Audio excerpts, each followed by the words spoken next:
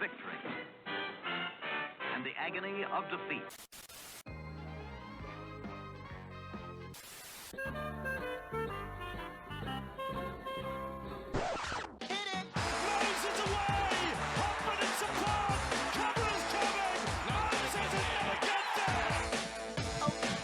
Madison, great ball around the corner, Penasini, he beats them all! Junior Polar out wide, bumped away from Trindle, Sharks coming through, none of them can hold him! Good morning, good afternoon and good evening to wherever you are, whenever you are listening to this episode of the Tip Sheet Podcast. As always, I'm your host John, also known as 4020, joining me to break down and preview the upcoming round, that is round 4 in the junior representatives, is my good mate Sixties, aka the big fella, aka Craig. It's another warm and humid evening as we record this one, mate, so forgive the background fan noises coming through our microphones, but we are trying to stay a little cool, making do with what we got. But as always, mate, before we do talk the football, and a little bit of bonus talk too, because as is tip sheet fashion, some breaking news coming out after I recorded on Tuesday night. You're at the AGM with the club doing for a number of special resolutions there. But today, on the Wednesday, as we record, Wednesday the 25th of February, there is some fantastic news in terms of re-signings, which we'll get to very shortly. But yeah, before we talk football, before we talk signings, how you doing, mate? Yeah, good, mate. Good. It was, as you said, was at the EGM and AGM. It was a hybrid meeting, correct?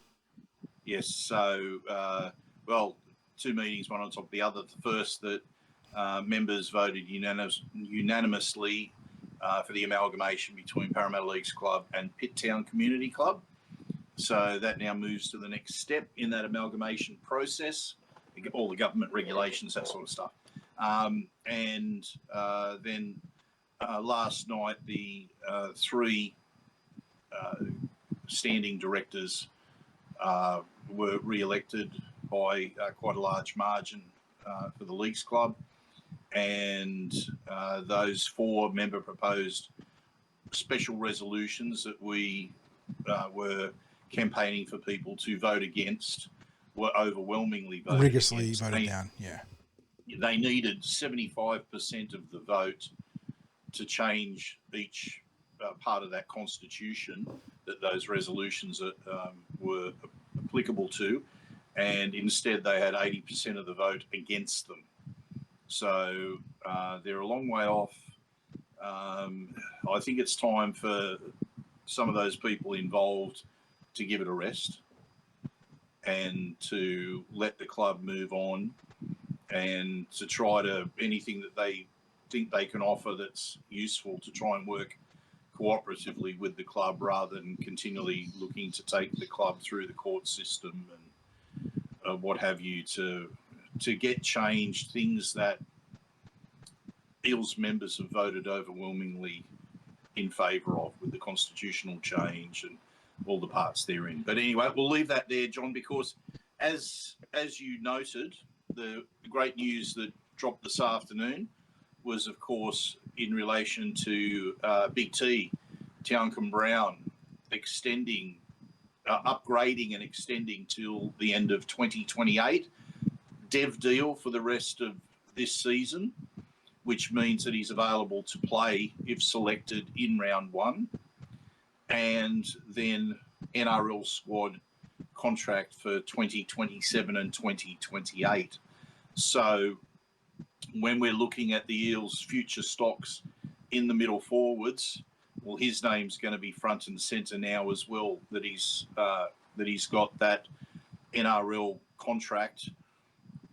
Those people who were less familiar with Teancum Brown, hopefully you became a little bit more familiar through the pre-season and the reports on his performances, especially in the early part of the pre-season, where week on week he was taking home one of the training shirts, the Tour de Para training shirts. So we're very happy to announce that, because Teancum, although he came across from, I believe it was West Magpies, he came across as an age group player. So he was into, I think it was Jersey Flegg was his first seasons with the club. Yeah, so 24 Jersey Flegg squad, I believe he joined the Eels. So spent 2 years in our pathways there. and has absolutely seized the opportunity in the preseason this year. Like you said, Craig, if anyone's following your preseason reports, and if anyone had been following the live match blogs of the last 2 years, Teancum's been a factor in the Jersey flag for across both those seasons, especially last year where he really led the Parramatta Eels right through the first one into the breach sort of stuff in the middle. So very much a deserved reward, and being one of the players that, beyond your match reports, your training reports, Craig, has absolutely caught the eyes of fans in that Cronulla trial, pounded out 130 metres, scored a try, made 30-something tackles. Fantastic effort for the big man, and now he gets his chance. One of the lead candidates now, I guess, for a theoretical NRL debut at some point this season. So very exciting. Fantastic news for the club. Roster construction internally continues to be nothing short of magnificent, really. I know fans still want the big flashy signing, and I understand that. But the Eels, they have positioned themselves as the development club, and that doesn't mean you can't go out and sign. We've been very consistent about that. You augment your roster with the external additions, but on their development front, they're doing a fantastic job, and it does need to be acknowledged. So another big re-signing there, as you mentioned, Craig, going to be one of those core middles, we hope, in the coming years, alongside the likes of Sam Tuavaiti, obviously Ryder Talangi, we saw in the preseason before the head knock took him out, and there's a couple others in the SG Ball and the Jersey Fleet too to keep an eye out on, which if you're following off the blogs and the podcast, I'm sure you'll know some names by then, and might be some names we're going to talk about today. It could very well be, and I think the thing to keep in mind when everyone's talking about recruits and being active in the player market, yes, you always want to look at how can you improve your roster by bringing someone into the club. But it becomes that real fine balancing act when you're talking about the talent that is coming through the pathways. Are pathways always the total answer? No, but they are a big part of the answer, and you have to find that right balance where you don't block the pathway of a young player coming through, because then even though there's still many questions to be answered about whether the certain young players are going to become NRL stars, let alone NRL, I guess, have an NRL career without necessarily being a star. It's a very inexact science, but you don't want to lose those players. And thankfully what's happened with the club is that there's a whole host of these players who have been signed up until 27, 28, a lot of them being that end of 28. So I think recently Stephen Nunn was announced as being through to the end of 28. Again, another fine middle forward. So I think the Eels are doing well in those forward stocks. And John, you mentioned there's probably some names that you might start to hear a lot of that we'll talk about in this Pathways preview post. And there's a few of those that are backline prospects as well. So, we've all been grumbling about the lack of backline prospects coming through. There is reason to believe that there's some hope on the horizon in that regard. I think the Eels got a good group of backs across the SG Ball in particular, and I think that a couple of them could be genuine NRL considerations, and down into the Parramattas too. There's a couple of players there not to turn your nose away at there. Before we go any further, big fella, it's that time to give the sponsors a shout out. Before we do talk to the previews, of course, everyone knows who they are for the tip sheet and for TCT. It's Parramatta Leagues Club, which we were at on Tuesday night, Craig, the home of the Eels, and been a fantastic partner for TCT and us for a number of years now. It's a game day partner. We have that wonderful pre-game show that we do in Sterlos, which is always an absolute hoot. Sometimes we have a former legend, former player there, and it's a fantastic chat there if you can get out to those games and sort of enjoy us waffling on before kickoff. So that goes on another year. And, of course, star partners Real Estate, Auburn Rowan and Parramatta, pretty much the day ones, right, Craig? They've been there since the genesis of our digital content, pretty much. And Greg and the crew are fantastic supporters of not just us, but the Eels in general. Love the Eels, bleed blue and gold. And, of course, in terms of you listeners and viewers, the likes and subscribes go a long way for us. We're still working towards 1,000 subs. Not far off now. Still racing round one. Yeah, we're in for a puncher's chance there, mate, to get there before round one. So keep clicking, guys. And, of course, if you do want to support us directly, you can subscribe to us on Patreon. So you can get that link on TCT in any given article down the bottom or on the side. And John, just before we get into the content, again, another little bit of a plug, the Paradise Cafe, which is actually run by Paraleagues, and it's up there at Kellyville. Honestly, the people love going to cafes. Here's a cafe where you got no shortage of parking up there at the Eels Centre of Excellence. They've got a wonderful balcony where if the Eels are training, you can go and sit and have your coffee or your light meal or a cold drink out on the balcony, watch the team train. It's and if you're a Leagues Club member, well, your Leagues Club discount applies there because Paradise Cafe is run by Paraleagues Club, and it's there at the Eels Centre of Excellence at Kellyville. So make sure you drop in there. Also a plug for ourselves, John, because I was about to say we've got the Supercoach and NRL tipping online now. So blogs up on the main website. You know, I've got some awesome work being done by SC Adrian or Supercoach Adrian, who's going to be running our Supercoach League across the season. And then I've put up the NRL tipping competition as well. We haven't, I said in the blog, we haven't committed to any fantastic prizes, but we are trying to organise some TCT swag for the top seeded finishers in both competitions. So we're going to work on that one. I've got a few ideas, Craig. Maybe some TCT merch maybe we can put together. Look, there'll be some prizes that will be the envy of every other competition in Supercoach. I've got some fun. I've got some fun designs in my head too for some maybe a little bit of swag there. So we're going to work on that one. But yeah, make sure you get in there because for the tipping competition and Supercoach too, if you're going to be using any of the Vegas teams, lockout's coming this weekend. You've got to get your tips in for those two games. Got to get your players in if you're going to be picking players from the Dogs, Knights, North Queensland Cowboys, and Dragons. So don't do it. John, we'll both go in the tipping competition and rule ourselves out of any prizes. Yeah. If by some miracle we end up finishing top 3, we'll seed our position to the next highest finisher. Now, I've never been a Supercoach player, but I know you'll jump in there and be part of that Supercoach competition and represent TCT there. In poor form, sure. But anyway, we're looking forward to people joining us, and if you're one of the people that have very keenly follow our pathways, what better fun to have in your total engagement with TCT than to jump in there and be part of those competitions. Yeah. So John, let's get onto it. Yeah. Big preamble. Big preamble. Yeah. So we've had some requests to put timestamps on our podcast. At the start, we might say, here's our rubbish talk. Here's the bullshit. here's the verbal diarrhea, and here's the content. Yeah, the verbal diarrhea. Yeah. That's it. Oh, yeah, let's talk football. Sponsors, John. Yeah. Not when we mention. No. See, we bracket it. That's right. Like the sponsors. Yeah. We give them the clean shout outs there. But let's talk some football, mate. We've got a big weekend of junior representative action. No senior football, of course, because all teams are prepping for round 1, whether you're in Vegas or back home in Australia. So we start on a Saturday, as the junior reps will want to do, although it can be played on Fridays and Sundays on the rare occasion. And the Parramatta Eels taking on the Illawarra Steelers in all 4 grades. And they've got split games here, Craig. So the girls are on the road, and the boys get their first home game after nearly a month on the road there. And the girls come off a bye, head out to Sid Parish Park, taking on the Steelers in the Lisa Fiaola is where we're going to start. 11 o'clock a.m. kickoff. Parramatta Eels come into this game undefeated with 2 wins to their name, but a bye. So they are trailing the Bulldogs, Knights, and Central Coast Roosters, who are undefeated with 3 wins. The Dogs have a bye too to their name. Sorry. So Parramatta and the Dogs, 2 wins and a bye.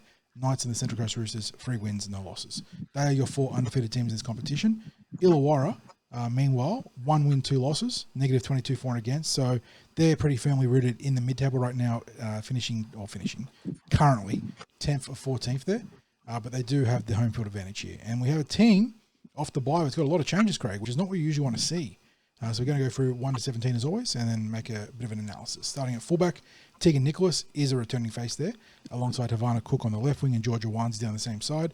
On the opposite side, though, we do have a change. Maui J. Paranihi Tagawai will be your right centre, and Taylor Barr, all new right edge combination there on the right centre and wing pairing. Riley Cash returns at 5'8", but has a new partner in Sienna Manuo. No Tamika Withers, so I'm not sure if she's being nicked up over the bye or something's happened there. We go to the front row. Halo Talangi getting her first start of the season after playing off the bench a couple of times. She'll partner another famous surname in terms of the current players in Ta'alili Tuavaiti, who's been very good for the Eels in the front row. Amani Cook returns at dummy half. In the back row, Sarah Alamadine and Kaiser Morgan Pritchard give the Eels a bit of stability in the back row. And speaking of stability, Isabella Bell, the fantastic lock forward, rounding out that starting pack. On the interchange, Charlie Noble's your dummy half utility.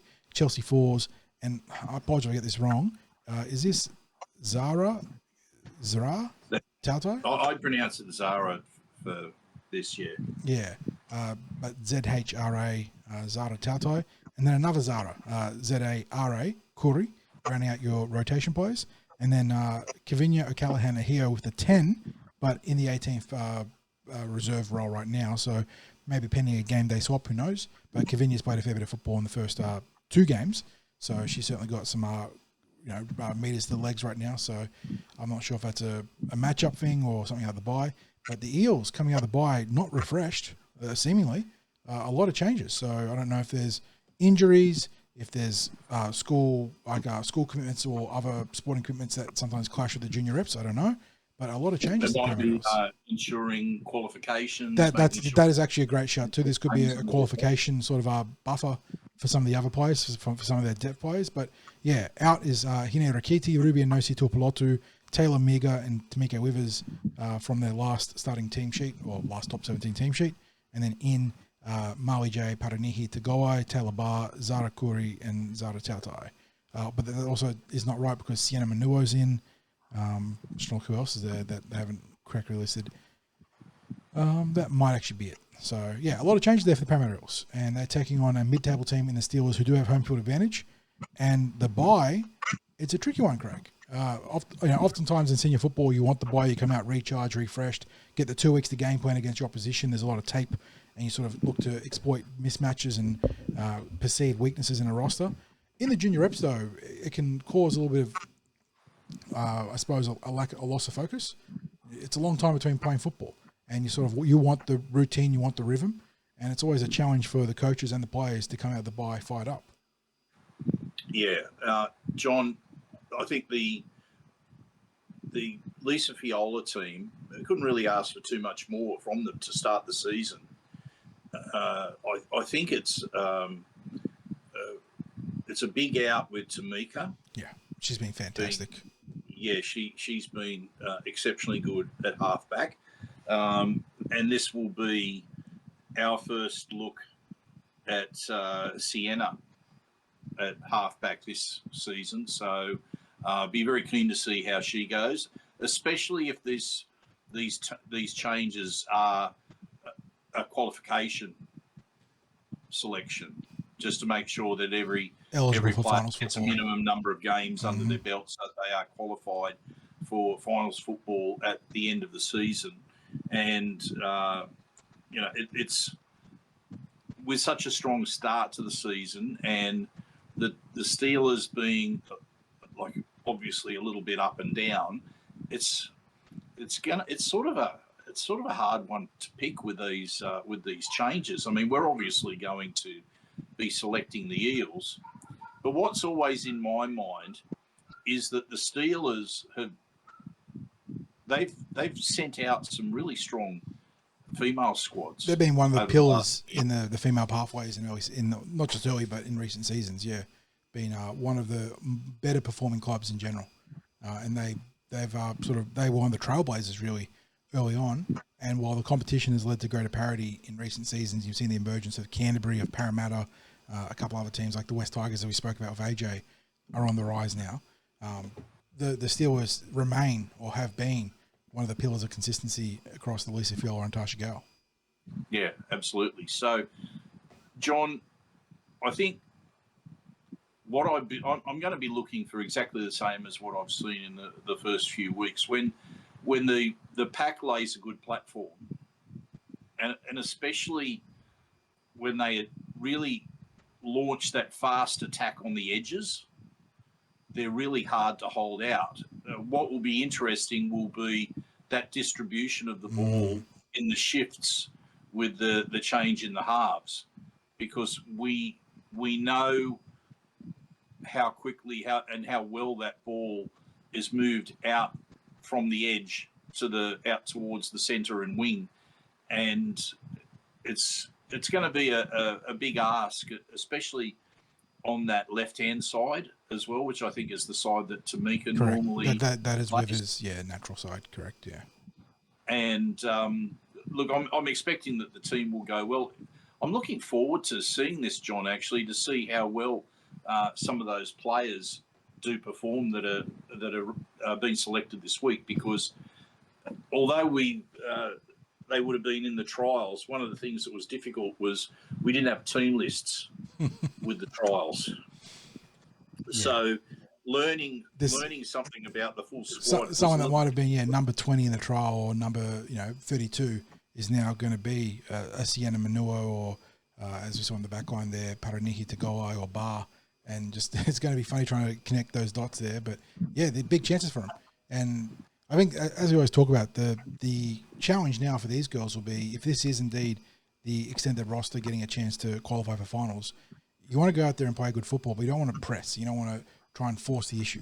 And that's always a tough juggling act, because you want to try and impress the coaching staff as much as possible to further your own cause.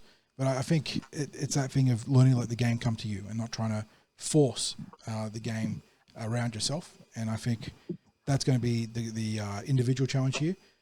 I still like the Parramatta Eels here, Craig. A lot of talent in this squad, no doubt. Cook and Wansley. A lot of family connections too, John. Yeah.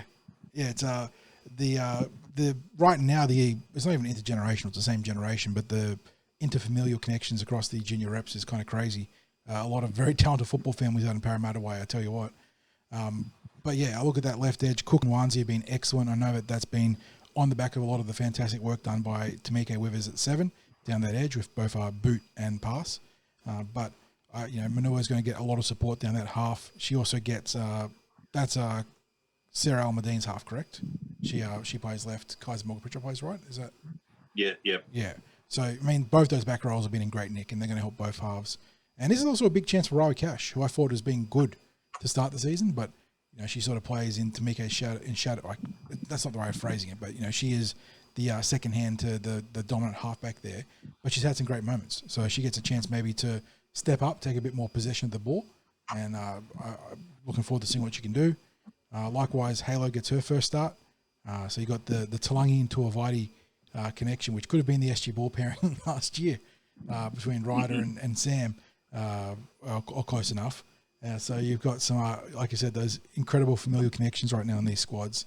But yeah, likewise, the other player that we haven't mentioned, Craig White, gave her a plug in the actual team list, but with Tamika out, I think you're going to see a lot. I don't know if it's possible because she's so heavily involved, but you're going to see more responsibility in Isabella Bell, who is that fulcrum through the middle, acts as that middle half, can use good deception, good pass selection to either run the ball or get it out to either edge. So I think that Isabella becomes that much more important in the game plan this week. But yeah, I look at this one. It's really tough for our girls and boys this year because they've been on the road for so long to start the season. Obviously, the boys get a home game this week, but they didn't have the bye. So that both teams will have spent 3 weeks on the road before they get a home game. And for the girls, yeah, just they've got to get through this one, and then they can start looking to playing some, more familiar trappings in the coming weeks. But I think that they can win this one. Maybe not going to be dominant just because of all the new connections that need to be built through the course of the game. But they did have the benefit of the extended preparation process because of the bye. So I think Parramatta win maybe in the vicinity of like 8 to 10 points. Yeah, look, I think that's safe, especially without knowing enough about the opposition. Such a small sample size of matches for a form line, but you'd say maybe their defence hasn't been what their coach would have liked it to be, and we know what the Parramatta attack has thrown in the 2 matches that they've played to date. But again, with that question mark of the disruption to the side as they're named compared to the previous 2 weeks, then it's a challenge, I think, for the Eels against a team, a club that has traditionally performed well in the female pathways, which takes us now to the Tarsha Gale Cup. And it's a bit of a flip for the Steelers in this because they won 2, lost 1. and that allows them to sit just ahead of the Eels. Yeah, on 8v9 the table. coming into this one. So 2 wins, 1 loss for the Illawarra Steelers, 1 win, 1 loss, and a bye for the Parramatta Eels. Of course, they lost that first up game against the it's the West Tigers, in the Tarsha Gale. They are the joint venture in that grade, where they got run over in the second half. Bounced back with a tough game, tough win the week after, and then went into the bye. So it's going to be very interesting. Like, we don't really have a gauge on how they're traveling right now, don't we? Like, they got the win, the one that they needed, but they now come out against a pretty solid opponent here. And this is at the same venue, Sid Parish Park, kicking off at 12:30 p.m. As with the Lisa Fiaola, I didn't plug that there, but you can obviously get the updates on TCT. We'll be running our live vlogs across all 4 grades. I think I'm handling the Lisa Fiaola and Tarsha Gale this week, and you're taking the fellas. So you're going to get our various tones of commentary through text, but make sure you jump into the conversation. And if you can, and I've been stressing this, Craig, if you can and you have the mechanisms, whether it's live at the ground or via bar TV, obviously I want you guys to be engaging with TCT and the blogs we have, but some of these teams, you will not, I think you would regret, it's probably, rather than you will not regret, you would regret not watching. Is probably the better turn of phrase here, especially with the SG ball. There is some amazing talent for the 4 teams right now. So if you have the means, make sure to catch these games. But we go to the Team West now. Parramatta Eels coming off their bye. And again, there's a few different changes here. Not as pronounced as the Lisa Fiaola, but we do have a couple of new names in the mix. We start at fullback with the familiar Ire Sevilla, the ultra-reliable custodian there. On the wing, Zion Liga will be playing on one side, opposite of Freedom Crichton Rapati. Now, Freedom plays the right sideline, so unless something crazy is happening at the bye, Zion will be on the left. Billy Va'a moves from the back row into the centres this week, and she'll be working down the left, it looks like, opposite of Jessamine Alawalai. And then in the halves, Sammy Lee Gunn Tawai and Aliyah Sufan reunite once again. In the front row, we've got Alana O'Loughlin, Ava Jones, and Isabella Papa. Back row, Tia Matthews getting called into the starting team to play edge. She's opposite of Fontaine Tafua, Kylia Gray at lock forward. And while there is no C, her and Aaliyah have juggled the captaincy in the first couple of games. So I'll expect one of them to be the official captain. On the bench, big in this week, Taylor Falanico, one of their experienced players, comes back in to give a lot of punch off the interchange. Leonia Vey joins her, alongside Alicia Meza and Shia Tokolic. Extend the roster, Suala Lafonga, Christine Tongia, and Mitzi Cairns. So a couple good options there, or 3 good options, in the extended roster. But Eels shaping up pretty nicely out of the bye. Got that little reshuffle across centre and edge to accommodate Craig, but otherwise tracking pretty nicely from their week off. Taking on the Illawarra Steelers. I'm just trying to look if I recognise any surnames here.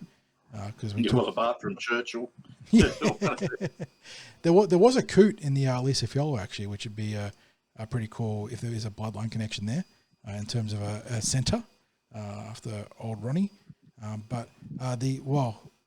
That's their extended roster. They've only named the one extended player there. But nothing really jumps out there for the Illawarra Steelers. There's some surnames like Young and Mitchell that could be anything, right? They're pretty classic English surnames that might have some rugby league lineage, but who knows? Yeah. Yep. Girls coming out the bye, like in Lisa Fiaola, but they've done it a bit tougher. First up loss against the Tigers, then they had to fight really hard the week after to secure a victory against who are they playing week 2? It feels like it's been a million miles away now. If I go back to Tarsha Gale in week 2, the Parramatta won 10-6 against the Cronulla Sharks. We played all 4 grades, yeah. So they toiled hard in that one, Craig. That was a really gutsy win. Now coming out the bye, one on the back of defence. Absolutely. There was that goal line defence. They had numerous goal line stands in that game that kept the Sharks out of the lead or the potential lead. And I thought Leonia Vai was brutal. Vicious, yeah. Like when I say vicious, I mean the right kind of vicious, like the one that coaches love, the line speed and aggression and defense. Saved a couple of runners in half, forcing errors in the those goal line stands. So she was outstanding. That's a bit of a 1-2 punch there, John, on the bench. Falanico and Vey. That is and Tokolic too has been very good off the interchange of the Eels as well. Yes. So some great rotational forwards there. And obviously Taylor's inclusion is a big in for the Eels. It's going to give them a lot more tempo in the middle. And it's going to be interesting how they juggle minutes, actually, because it's a very solid middle quartet or quintuplet there. So I'm not sure how the Eels figure out their minutes and rotation. But yeah, look, the key now for Parramatta is they've got the grit. We know that. They've got the physicality. We know that. But you need to start seeing these connections start to blossom. Elias Sufan and Semili Guntai, we know they're great players. We've seen it last year. We just need to start seeing the systems and the combinations just grow a bit. They don't need to be perfect coming out of this game, but you need to see a bit of growth there. Just the Eels need to, I suppose, just need to ask more questions probably in general, because you want to win physicality, but you also need to be able to change the point of attack and do a few different things. And I think this is going to be a good hit up for them. On the road again, but it's a 12:30 p.m. kickoff. Sorry, guys. So that they'll be pretty well prepped for this one. Not going to be feeling the jet lag in the morning, as it were. And I look at this team and I know that they can be so much better than what we've seen in the first 2 weeks. And it's just a matter of when they're going to hit the kind of like what we've seen in the SG Ball, where they've had moments of flatlining, but they've been able to hit the gas. They've been able to pull away from their opponents and exercise the dominance and the talent that we know in the squad. I'm just waiting for the Tarsha Gale to come to the same realisation, because the talent's there. The proven talent is there. Premiers in both, Lisa Fiaola with the graduates coming into this team, and then the actual Tarsha Gale itself and the returning players. I'm just waiting for them to realise how good they can be. Yeah, well, Coach Walker, I think, I know he was really pleased with the defence last week. As he should be. That was an outstanding team effort. Yeah, we spoke last year about team identity, and the team identity, I think, this season is, apart from first of all, that they look like they're a really tight group and celebrate each other's success, is that they're a very physical team. We see that in that defence, and I think really there was a goal for them to get that defence right, and that the attack would flow on from getting that defence right. And I think in that last match, we saw the defence right. In their loss in the first round, their defence wasn't right.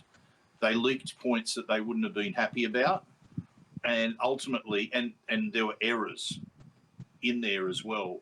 So that combination of errors, defence not being exactly where they needed it to be, they just opened the opportunity up for the West Tigers to run them down. And the Tigers didn't need to be invited twice, let alone all the times they were invited, to, I guess, deliver a lesson to the reigning premiers and to make a statement about themselves. So, John, I think you've said it well when you're talking about the talent that's there in the team. I expect them to be able to I think it's, again, I'm expecting a tight sort of game, because the Steelers have had they've had the one loss. The wins they've had have been pretty big wins, and I think, given that it's a home game for them, they'll really be up for this, and they know that they can make life difficult for the Eels if they deliver another loss to the Eels, because then the Eels are going to be playing catch up. Yeah. Nearly flawless football for the remainder of the regular season if they drop a second game at this point. Yeah. So, and that's not to say that the Steelers won't be in that same position, because that would have been their second game drop. They're the ones that are the home team.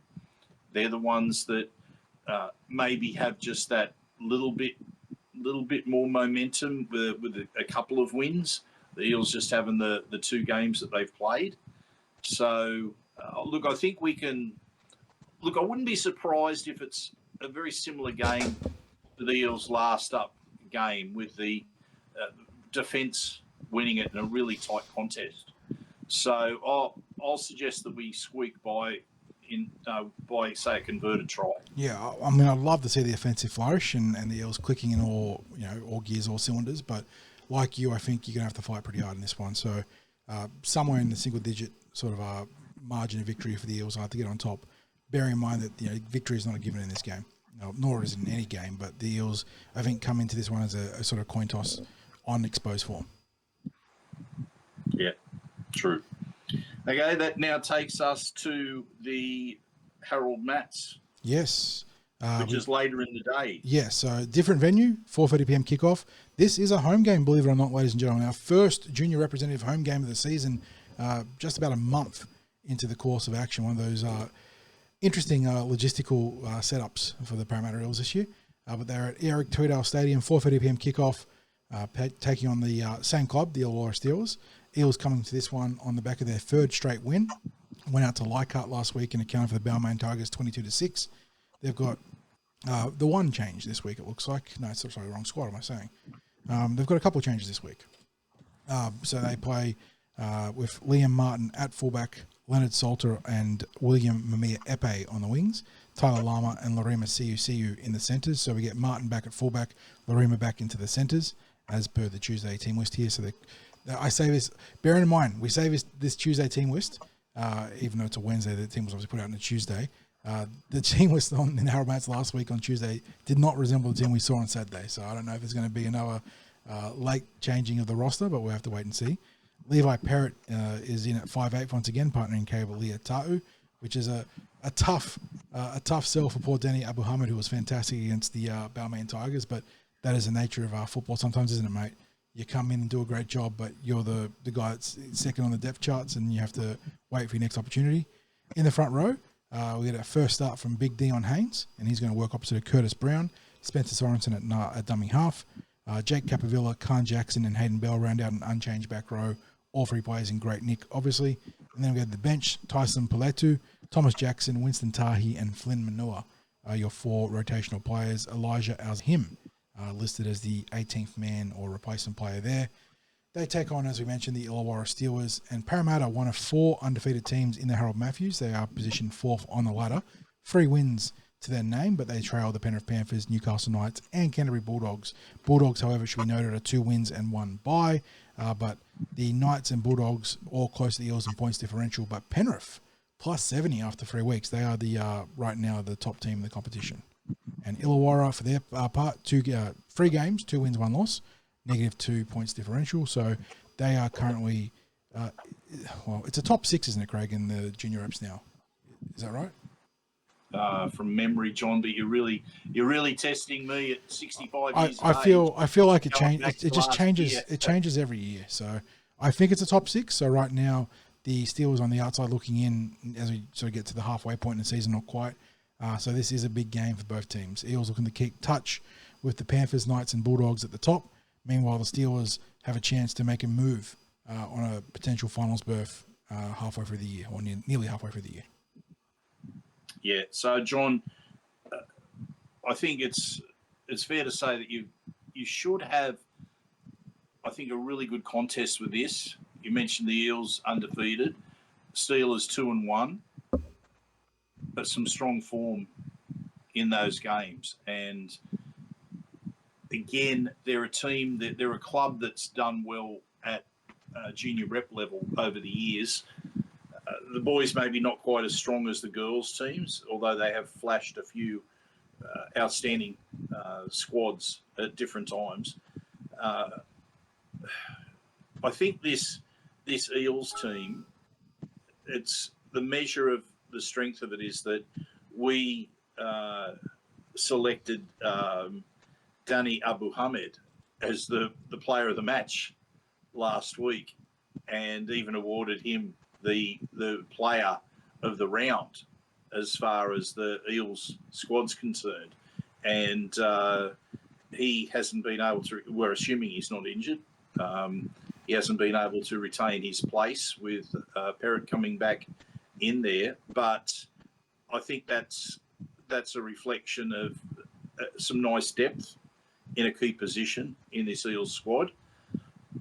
There's not a lot that they could have done much better last week. I thought it was a really strong performance. There is one thing the Eels could have done better. Oh, you're talking about completions after a kickoff? Well, no, completions after scoring points off the goal kicking tee. Goal kicking continues to be their Achilles heel right now, or their Achilles eel. Yes.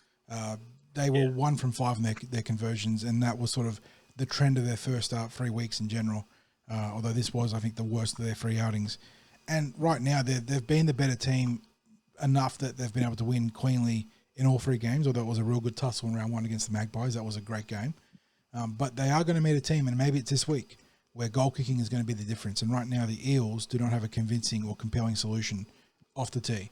And I don't know how they fix that in season. It's one of those ones that you sort of hope coming into the regular round you've got your guy, and then maybe, your guys with the backup. But right now, the Eels are not striking it nicely off the tee. And I think that really is my only genuine criticism of this team. They play good football, Craig. Like, this is a good unit. Really nice ability to attack it via the middle or the edges. They've got a couple of difference makers. People that have been reading the blogs know that we've been given someone like Larima CUC or Hayden Bell plenty of praise for their impact in games. They're not in their Robinson Crusoe. There's other great players in this team too. We saw the left edge and Tyler Lama and Amir Epe have really good games against the Tigers on the weekend. You've been giving Spencer Sorensen some love at dummy half, Craig. He's been very good in that rake position. Curtis Brown, second-year player at prop forwards, a rock. Capavilla and Jackson in the back row have been very good as well. The interchange forwards have all done their job. This is a good team, but their goal kicking does scare me. There is a game or two it feels like that's going to hurt them. So I'm hoping it's not this week, because it would suck. Like, just losing a game on goal kicking is one of the most frustrating ways to go out, isn't it? It just when you can't couch one for the love of anything you hold sacred, it just drives you crazy. I'm hoping that doesn't hurt him. Speaking of couching, there's another Couchman. I don't know if he's related to the other 2 brothers in first grade right now, but Fletcher Couchman, halfback for the Steelers. So there's a fair chance that there's a connection there, right, Craig? You'd have to think surely it's not the most common surname in the world, John. No. So, and if I know you said you're not a Supercoach guy, but if you're playing fantasy or Supercoach, the Couchman brothers would be a fair chance of being a fixture in your setup. So maybe Fletcher can join his brothers if they are brothers or cousins or some sort of connection there in the coming years. But let's hope that he doesn't have a good game this week. Parramatta Eels kicking off here 4:30 p.m. Craig. Some changes there, but I still like this squad. I really like this squad. And while I think that the SG Ball is the far more exciting squad right now in terms of how they're travelling and just the individual players perhaps, this is a team that's playing good football, and that should not be overlooked. When a team plays good football the way they do. For a young team as well. No, that doubly so. There is a significant portion of this team in their junior year of Harold Matthews eligibility, which makes their application and sort of dedication to the discipline aspects of football under Josh Hodgson all the more impressive. So, yeah, I'm really liking the brand of football they're playing right now. And like I said, it is legitimately high praise that the major thing that I'm worried about with this team right now is goal kicking, because they're doing all the other phases of football really well. They're competing. They've got aggression and defense, good discipline for their line speed. They can play through the middle or on the edges. They've got a couple of game breakers in the roster, which is exactly what you need. And they've got a lot of young players that are stepping up in their junior year. So I am very, not smitten, but I really love the kind of football they're playing, Craig. Yes, it's what they're actually looking to do is to mirror the brand of football that Jason Riles has the first grade team. Yeah, you can feel the shared DNA in the football they're playing, absolutely. And what I'm liking about this team, John, is I'm starting to see what a number of players are bringing to the table as far as the team is concerned, because early on we were spruiking the players who had standout moments in the trials. So we're talking about your Hayden Bells and Lorimer Siasiu, right? But there's been others that are now stepping up to the mark. I really like what both the edge forwards are bringing. Yeah, Capavilla and Jackson having good seasons. Capavilla. Yep. Yeah. There was a great break that was made last week by Capavilla, and only just brought down, I think, a metre or two out by just about fullback. Yeah. So I'm going to tip a win, and if I'm looking at points, that goal kicking issue is coming to mind as when I'm trying to think of a margin that it might be. Maybe I have to be thinking in lots of fours rather than lots of sixes. So let's go for an 8-point win to the Eels in this one. Yeah, I think that's 2 unconverted tries. Good margin there. Maybe they'll score close to the post this week and just make it easier for whoever's taking the shots. Yeah, that's always an option. Yeah. It is always an option, John. Now, this takes us to the final match, and again, a home game out at Eric Tweedle Stadium, and it's the SG ball between the Eels and the Steelers. Yeah, so we got the top of the table, Parramatta Eels, undefeated, plus 102 points differential. 142 440 against after 3 games, taking on the 13th placed Illawarra Steelers, 0 wins, 3 losses, negative 23 points differential. So the points differential is actually not that bad after 3 losses. They've kept it relatively close. They are 13th of 17 in this competition. Eels coming off that shellacking of the Balmain Tigers, where they slept walk for the first 20 minutes, Craig, and then woke up and roared. I know Balmain's got the Tiger motif, but it was the Eels that roared loudly in that one as they went to, was it 54-12 at the end? Just insane. It was 30-12 at halftime in the blink of an eye. Just like I said, if you have the means to watch this team, out of all the junior rep teams this year, if you have the means to watch the SG Ball, please. You're doing yourself a disservice if you're not out there or on Bar TV catching that live stream. We go for the Parramatta Eels now, Craig, as they prep for this round 4 clash. Riley Davis, the junior year SG Ball player who's been so good at fullback, reprises his role there in the 1. And these are the backline prospects alongside Riley we've been talking about, Craig. Lorima Rokasuka down that right edge. He had a fantastic intercept try against the Tigers. Cyrus Bloomfield, who's been really good in that left wing. He'll partner Lachlan Vella this week because we do have Nathan Howlett out. Lockie, who's been bitten by the injury bug the last couple of years of some absolutely horrific luck there, gets his chance to come back to the team and hopefully have a great game. On the right centre position, or in the right centre position, it's Cordell Pritchard, who's been an absolute rock in defence, Craig. He's been hitting hard down that right centre role. In the halves, it doesn't get much more exciting than Cameron Bambut and Lincoln Fletcher. You'd be hard-pressed to think there's a better halves pairing in the SG Ball this year, Craig. They've been very good ever since Bambut jumped into that role in round 2, allowing for Riley Davis to come to the team. We go to the front row now. Currently an unlisted player in number 10. So let's we'll sort of brainstorm ideas there. But Jackson Coyner spends his second week in the starting front row as he helps the Eels navigate some injuries in those middle positions there. And he's opposite of that blank position. That could be Ryder Talangi. It could be... I'm going to guess it's probably Ryder, looking at the team sheet. Could be Stephen Nunn. It could be Stephen Nunn. The hammy, if it is a hammy, gives me pause, but I would guess it's logically it's one of Ryder, one of Stephen, or one of Mason Ong coming back into the fold. But if I had to guess one, maybe Ryder. We'll have to wait and see. Back row does have a change this week. Michael Now is going to work the right edge where he's been so good again, like Riley in his junior year of eligibility in this grade. But Chris Petrus, who was my man in the match, Craig, absolutely dominant off the interchange last week. He's going to start on the left. That pushes Sterling Farmui back to the interchange. And then at lock 4, we do have a change. Wesley Picotti getting his first start of the season. So good luck there, Wesley. He's been good off the interchange and now gets a chance to start. That pushes Samuel Polly back to the rotational role.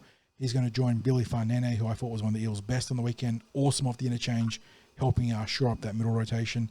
William Fafita, who was on debut last week, was also very good. Great leg speed, great contact, Craig, winning the ad line. And then I mentioned before, but Sterling Farmui rounding out the rotation there. He's been really good down that left edge, but has the versatility to play off the interchange too. Extended roster, Samuel Sorovi, who I believe is a winger, and Kobe Raven, who I think is Kobe a halfback or an outside back? But the Eels got a couple of backline replacements there, it looks like, in their extended roster this week. Yes, John, and let me echo your thoughts about how good to see Lockie Vella back. Really hasn't had the luck over the last couple of seasons, so good to see him back on the field there. I mean, where do you start with this team? It's talented. They're entertaining to watch. Every week it feels like it's a case of their biggest opponent will be themselves, and it really is. It is actually crazy, like how and we've mentioned it multiple times. We've obviously been covering junior reps for over a decade now, but we saw the 17-18 premiership with Dylan Brown's group there. Saw the 23 premiership with Sanders Geimer, Sam Tuavati. Sorry, my light deciding to flicker.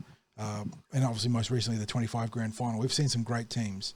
There is plenty of reasons to believe this might be the best out of all of them, in terms of not just the 1 to 17, but like the 1 to 25. like how deep this squad goes, the players they've been able to call upon who have been standouts in working in relief. Like, you're calling on guys like Riley Davis and Samuel Polly. Like, most teams would be like set and forget starters, those two guys in round one, but they had Cameron Bambut and Jackson Coyner ahead of him in round one, among other players. So they've come in, been awesome. This is a team that's still going to be without at least two of, assuming that the mystery player is one of those three, but no, two of Ryder Talangi, Stephen Nunn and Mason Ong out, and they're still dominating. So, yeah, if you can, I implore you, please watch this squad. They are, it is some of the best SG ball talent you're going to see. Yeah, and if you're not able to get there in person because it's at Granville this week, if you're not able to watch the stream because you're not paying for, and I understand it, not paying for streaming absolutely. service. Yeah. This is if you have the means, watch this team. But if you can get hold of the highlights, because the New South Wales Rugby League will put out highlights of usually Tuesday, I want to say, sometimes Monday, sometimes Tuesday. Yeah. So have a look at what they offer. You're only going to get to see really one side of the game in highlights, but it's still worth a watch. John, I'll tell you what I noticed there with the Steelers is that one of their losses was a 1 point loss to the Roosters. Now that tells you that they've got something about them where they can beat another team on their day, like a top team on their day. To go so close against a powerful team like the Roosters, it means I'm not going to take them for granted in this one. I'm not going to go and declare that the Eels win by a huge margin. I'm happy if the Eels win by a point, let alone if they win by 20 or 30 points. I think I'll show a level of respect to a team that can almost beat the Roosters and say the Eels might get this done by a couple of converted tries, by 12 points. And who's going to shine for the Eels? It could be any of 17 players. There you go. That's the reality of it. I'll be a bit more reckless in my optimism. I think the Eels can win pretty handily again this one. That is just how highly I value or evaluate the talent in this squad. But it goes back to the theory that legitimately the only thing that will stop them this year will be themselves. And that is how, right now, after 3 games, how highly this team stands in terms of talent, as opposed to some of these historical teams we've seen in the last decade plus. They are that good. So really keen to see how this plays out, Craig. In terms of my issues with the team. Can I ask you a question, John? Can I ask you a question? And I think that's I think that's a quite accurate reflection about what we keep saying about the only thing that will beat them will be themselves. And I think the players themselves may look at it that way. Do you think the coach would talk openly in that regard? Now, the reason that I ask this is I'm interested in your opinion on it, because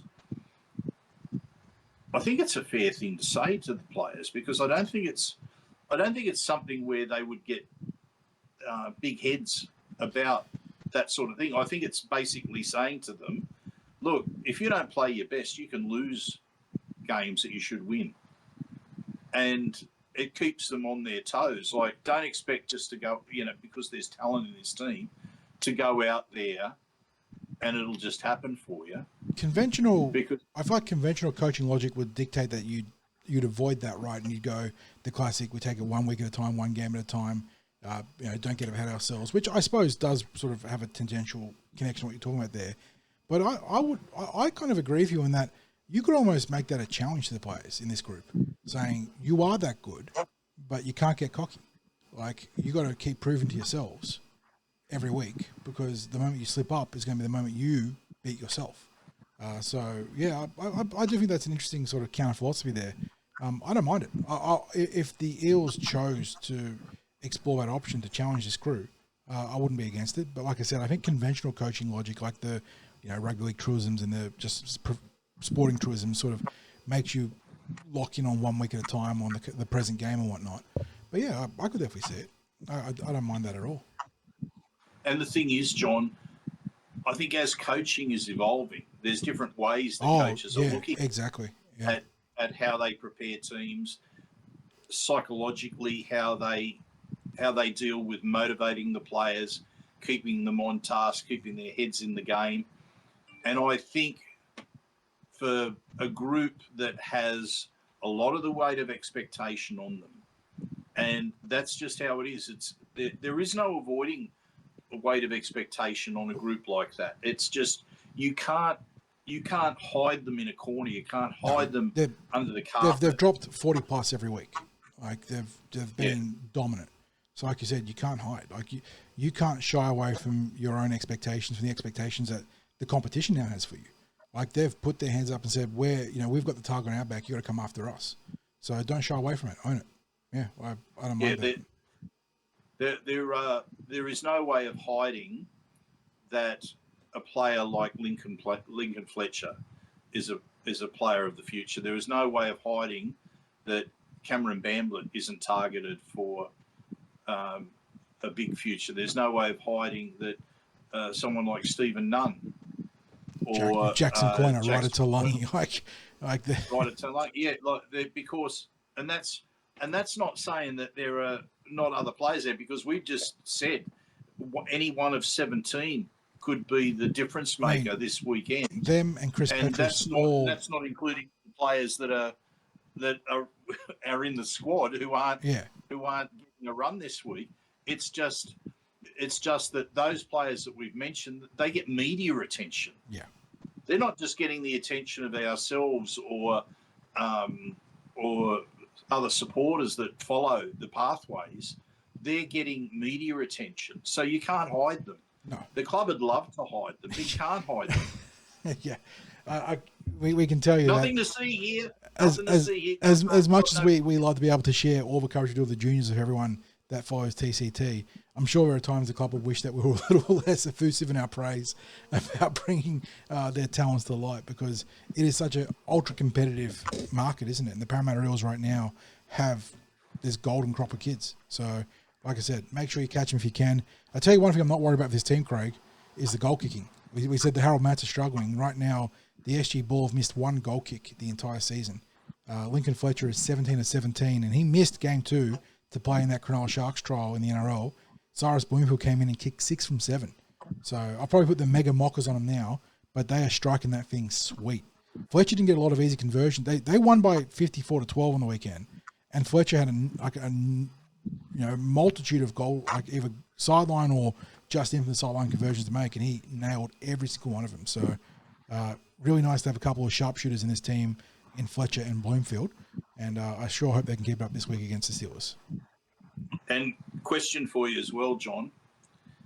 Is this the spine that they will stick with for the rest of the year? Because Riley Davis is probably the biggest question in terms of, because he wasn't selected at the start of the year. But when you're talking about Bamblett and Fletcher and Jira Trey Stewart, who look like they are going to be lock-ins for the season, but there's that option that maybe it's not going to be, like Bamblett might drop back to fullback, for example. I think at this stage, the way that they've performed over the last 2 weeks, it's going to be really hard to leave Riley Davis out. But that means really I'm hard. not sure on his status, because I think he's out via injury. But Talon Rosati he's no slouch either. He's that's the thing. But Talon is in his junior year of SG Ball, is he not? Yes, he is like Riley is a Matt's graduate from last year. Yeah, so I think that's going to be a challenging decision for the coach. It's going to be, and look, maybe injuries open up the path and sort of solve. You don't want it to come down to that, but maybe that will be what solves it. But yeah, there is a real conundrum here, and I think the way they're playing, like Riley's just coming in, the team has not lost a beat, and Bamblett, showing his position versatility to be able to cover both fullback and 5'8" with equal aplomb. Again, a player to certainly put in your little black book there. I don't think it hurts him to maybe get some more experience as a frontline playmaker for the Parramatta Eels. I think that maybe behooves him and his long-term development to be in the six right now. So I think that could work out in his advantage and for Parramatta's advantage. So I'm not against the current configuration, and maybe Rosati becomes a factor on the bench because right now with Girotray at 9 or Girotray at 9, Picote's been his backup in the dummy half role, but he's starting to look forward this week. So I don't know if there's some twist to the minutes that Gyro's going to get this week, and maybe they'll look to play him longer, and that could open the door for someone like Talon Rosati to be a factor on the bench. I don't know.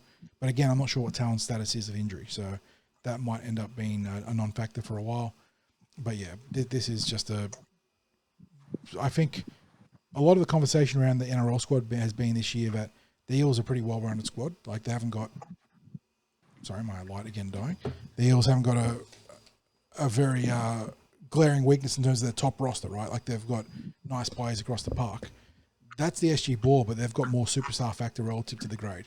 And that is why it's such an exciting journey right now to be going on with them. And, yeah, I sure hope they can continue winning the way they're winning. But they're going to get challenged. And whether it's this week or maybe in the weeks to come, they're going to get challenged. And they've got to be ready. Yeah.